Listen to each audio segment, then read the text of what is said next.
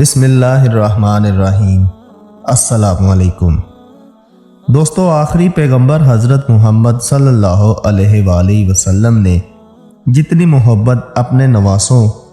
یعنی حضرت امام حسن اور امام حسین سے کی تھی، اتنی شاید ہی دنیا کے کسی اور نانا نے اپنے نواسوں سے کی ہو، کیونکہ ظاہر ہے ان لوگوں کا آپس میں رشتہ نہ صرف الگ تھا بلکہ حد سے زیادہ خاص بھی تھا۔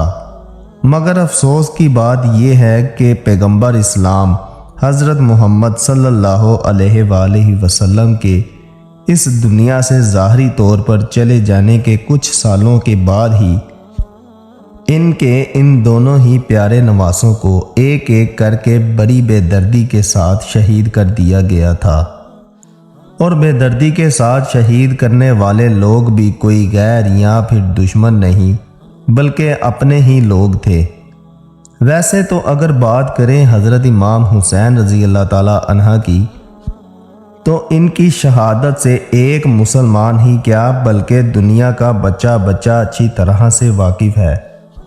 اور جانتا ہے کہ آخر کس طرح سے 10 محرم کے دن کربلا کے میدان میں ان کو ان کے چند ساتھیوں کے ساتھ بڑی بے دردی کے ساتھ شہید کیا گیا تھا۔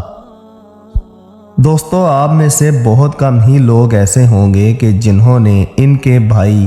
حضرت امام حسن رضی اللہ تعالی عنہ کی شہادت کے بارے میں کبھی پڑھا یا پھر سنا ہو۔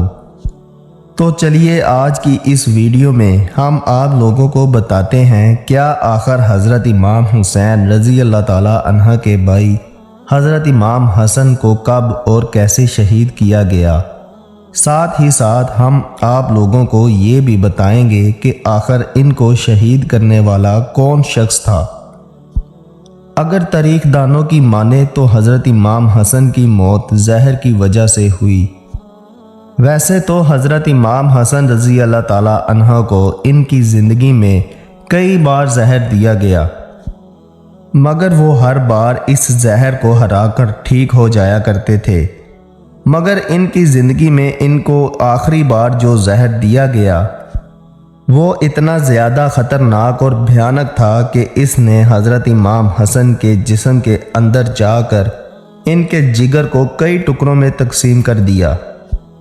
جگر کے یہ ٹکڑے اس وقت باہر آیا کرتے تھے کہ جب حضرت امام حسن یعنی الٹی کیا کرتے تھے۔ مسلمانوں کی تاریخی کتابوں میں حضرت امام حسن کے زہر دینے کے اس پورے واقعے کو کچھ اس طرح سے بیان کیا گیا ہے۔ مسلمان تاریخ دان لکھتے ہیں کہ ایک بار حضرت امام حسن نے ایک خواب دیکھا تھا جس میں انہوں نے دیکھا کہ ان کے نانا حضرت محمد صلی اللہ علیہ وآلہ وسلم ان کو ان سے جلد ملاقات کرنے کی خوشخبری دے رہے ہیں۔ بس اس خواب کے فوراً بعد ہی حضرت امام حسن کے پانی میں زہر ملا دیا گیا۔ اس بار حضرت امام حسن کو جو زہر دیا گیا تھا وہ دراصل ہیرے کو پیس کر بنایا گیا تھا، اور یہ اس دور میں دنیا کے سب سے خطرناک زہر کے طور پر جانا جاتا تھا۔ اس زہر کو پیتے ہی حضرت امام حسن حد سے زیادہ بیمار ہو گئے، اور اسی بیماری کی حالت میں ہی حضرت امام حسن کے بھائی حضرت امام حسین ان کے پاس آئے اور ان کے سر کے پاس آ کر بیٹھ گئے اور ان سے پوچھا کہ اے بھائی، مجھے بتائیں کہ آپ کو یہ زہر دینے والا کون ہے۔ اس پر حضرت امام حسن نے ان سے پوچھا کہ کیا آپ اس انسان کو قتل کرو گے؟ حضرت امام حسین نے جواب دیا، ہاں بالکل، میں اس کو قتل کروں گا۔ تو حضرت امام حسن نے کہا کہ اگر یہ وہی انسان ہے کہ جس کے بارے میں میں سوچ رہا ہوں تو یقیناً اللہ تعالیٰ بدلہ لینے میں ہم سے زیادہ سخت ہے، اور اگر وہ نہیں ہے تو یقینی طور پر میں کسی بے گناہ انسان کو قتل نہیں کر سکتا۔ اگلے دن ایک بار پھر سے حضرت امام حسین اپنے بھائی کا حال چال پوچھنے کے لیے ان کے قریب آئے، تو حضرت امام حسن نے پوچھا کہ بتاؤ میرا چہرہ کیسا ہے۔ اس پر حضرت امام حسین نے جواب دیا کہ بھائی، آپ کا چہرہ ہرا ہو چکا ہے، یہ سنتے ہی حضرت امام حسن رضی اللہ تعالیٰ عنہ نے حضرت امام حسین رضی اللہ تعالیٰ عنہ کو معراج والی وہ حدیث یاد دلائی جس کے مطابق جب پیغمبر اسلام حضرت محمد صلی اللہ علیہ وآلہ وسلم معراج پر گئے تھے تو معراج پر ہی مشہور فرشتے یعنی حضرت جبرائیل علیہ السلام نے پیارے نبی صلی اللہ علیہ وآلہ وسلم کو اس بات پر خبردار کر دیا تھا کہ آپ کے ایک نواسے حضرت امام حسن کو زہر دے کر شہید کیا جائے گا، جس کی وجہ سے ان کا پورا جسم ہرا پڑ جائے گا۔ دوسری طرف آپ کے دوسرے نواسے حضرت امام حسین کو کربلا کے میدان میں شہید کیا جائے گا، جس کی وجہ سے ان کا پورا جسم سرخ ہو جائے گا۔ تاریخ ابن عسکر کے مطابق زہر دیے جانے کے 40 دن کے بعد حضرت امام حسن ہماری اس دنیا سے ہمیشہ کے لیے رخصت ہو گئے۔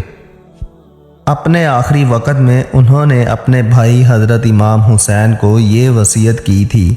کہ مجھ کو میرے نانا جان حضرت محمد صلی اللہ علیہ وآلہ وسلم کے قدموں کے نیچے دفن کیا جائے، مگر افسوس جب حضرت امام حسین نے ایسا کرنے کی کوشش کی تو مروان نام کا وہ ظالم انسان کہ جس کو اس دور میں بنو امیہ کی طرف سے مدینے کا حاکم بنایا گیا تھا،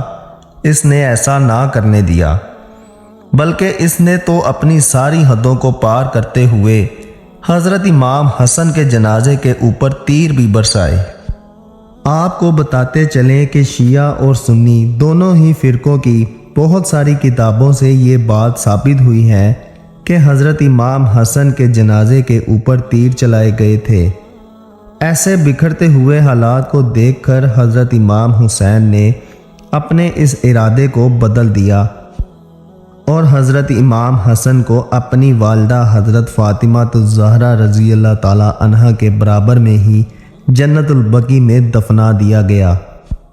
مگر دوستو، پچھلے 1400 سال سے لگاتار لگ بھگ سبھی تاریخ دان کے لیے جو ایک بات بڑی پہیلی بنی ہوئی ہے وہ کوئی اور نہیں بلکہ یہی ہے کہ آخر حضرت امام حسن کو زہر کس نے دیا۔ کچھ تاریخ دانوں نے اس موضوع پر پوری طرح سے اپنی رائے ضرور دی ہے۔ زیادہ تر تاریخ دان جس انسان پر متفق ہیں وہ انسان کوئی اور نہیں بلکہ خود حضرت امام حسن کی ایک بیوی ہے، جس کو کتابوں میں جادہ بنت اشعث کے نام سے جانا جاتا ہے۔ مشہور تاریخ دانوں کے مطابق دراصل یہ ایک یمنی عورت تھی جو اپنے باپ یعنی اشعث کے چالاکیوں کی وجہ سے حضرت امام حسن کی بیوی بنی۔ اس کا پورا خاندان حضرت علی کے خاندان سے حد سے زیادہ نفرت کیا کرتا تھا۔ یہی وجہ تھی کہ اسی عورت نے حضرت امام حسن رضی اللہ تعالی عنہ کے پانی کے پیالے میں زہر ملایا تھا۔ تاریخی ثبوتوں سے پتہ چلتا ہے کہ حضرت حسن کی شہادت ہو جانے کے بعد اس عورت نے یعقوب بن طلحہ بن عبیدہ نام کے ایک انسان سے شادی کی۔ اس سے اس کے کئی لڑکے بھی پیدا ہوئے، مگر سارے کے سارے بچوں کی موت بہت زیادہ کم عمر میں ہی ہو گئی۔ آپ کو بتاتے چلے کہ اس کا یہ شوہر بھی زیادہ لمبے وقت تک زندہ نہ رہ سکا اور اس دنیا سے رخصت ہو گیا۔ اس کے بعد اس عورت نے ایک اور شادی کی۔ مزے کی بات یہ ہے کہ اس دور میں اس عورت کے بچوں کو بہت سارے لوگ جس نام سے پکارا کرتے تھے، اس کا مطلب یہ ہوتا ہے شوہر کو زہر دینے والی عورت کی اولاد۔ یہ بھی ایک ایسا بڑا اور پختہ ثبوت ہے کہ جو اس بات کی طرف اشارہ کرتا ہے کہ حضرت امام حسن کو زہر اسی عورت کی طرف سے دیا گیا تھا۔